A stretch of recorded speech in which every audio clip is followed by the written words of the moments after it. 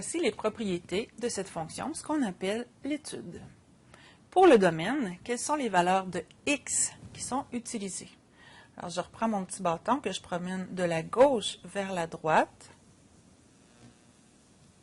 Chaque valeur de x est utilisée. Alors, je peux dire que x appartient au réel, ou bien je peux dire aussi que x appartient à l'intervalle moins l'infini à plus l'infini. Pour l'image, même principe, mais avec l'axe dy. Et là, par exemple, je m'aperçois que haut, il n'y a rien dans les négatifs. On commence à toucher à la courbe au-dessus de 0. Et ensuite, on continue à l'infini.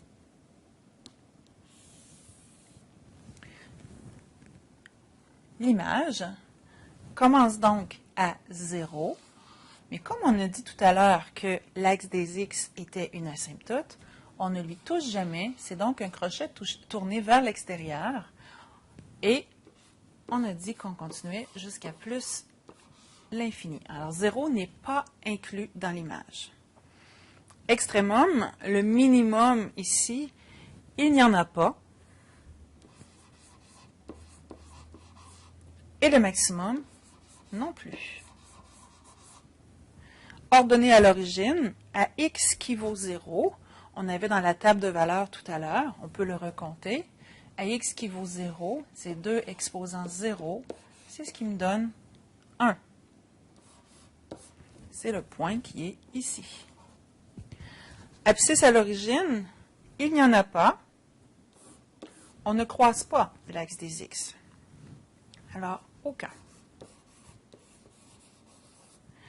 Signe, cette fonction-là, elle est toujours positive. Alors, elle va être positive pour les x qui appartiennent au réel. Négatif, aucun intervalle. Variation, cette fonction-là, elle est croissante tout le temps. Alors, elle va être croissante pour x qui appartient au réel. Il n'y a pas d'intervalle de décroissance. Il n'y en a pas non plus de variation nulle. Axe de symétrie, il n'y en a aucun. À se rappeler, la particularité de cette fonction, c'est qu'elle croît rapidement et de plus en plus rapidement.